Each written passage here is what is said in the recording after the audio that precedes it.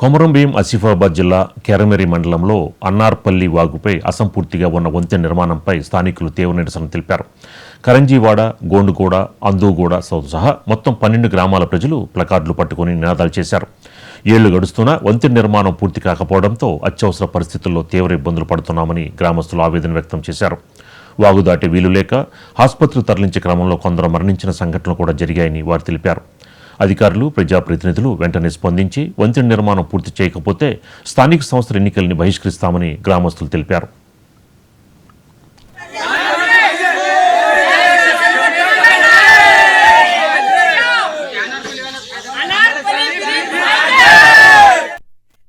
మాకు అడ్డంగా వాగు ఉంది. వాగు వల్ల మాకు చాలా ఇబ్బందులు అవుతున్నాయి.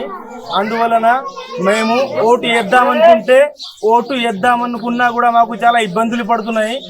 ఎందుకంటే మాకు బ్రిడ్జ్ అయ్యే వరకు, ఒకవేళ పని మొదలు పెట్టే వరకు మేము ఓటు ఎటువంటి పరిస్థితుల్లో మేము వేయము. మొదలు పెట్టినాకనే మేము ఓటు వేద్దామని నా విన్నపం నేను చేస్తున్నాను. బ్రిడ్జ్ కష్టాలు ఉన్నాయి.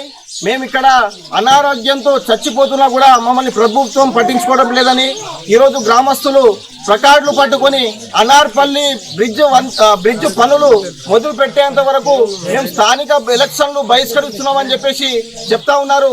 దీనిపై జిల్లా కలెక్టర్ గారు మరియు రాష్ట్ర ప్రభుత్వం స్పందించి అనార్పల్లి బ్రిడ్జిని ఈ సంవత్సరమైనా మొదలు పెట్టకుంటే మేము ఎలక్షన్లు బహిష్కరిస్తాం, మా ఊరికి ఎవరు రావద్దు, మమ్మల్ని ఎవరు ఓటు అడగద్దని చెప్పేసి చెప్పే పరిస్థితి కూడా ఉంది.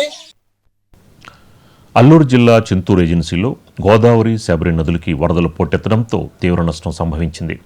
ముంపు మండలాలు ప్రజలు తీవ్ర కష్టాలు పడుతున్నారు. వరదల కారణంగా వాగులు, వంకలు పొంగి రహదారులు, పంట పొలాలని ముంచెత్తాయి. దీంతో నష్టపోయిన తమను ప్రభుత్వం ఆదుకోవాలని డిమాండ్ చేస్తూ ముంపు గ్రామాల ప్రజలు జలదీక్షలతో నిరసన తెలుపుతున్నారు. చింతూరు ఐటీడీఏ పరిధిలోని చుట్టూరు గ్రామంలోని గిరిజనులు తమ పంట పొలాల్ని ముంచిన చీకటి వాగులో నిలబడి ఈ జలదీక్ష చేశారు. ప్రతి ఏటా వరదల వల్ల పడుతున్న కష్టాలకి శాశ్వత పరిష్కారం చూపాలని వారు ప్రభుత్వాన్ని డిమాండ్ చేస్తున్నారు.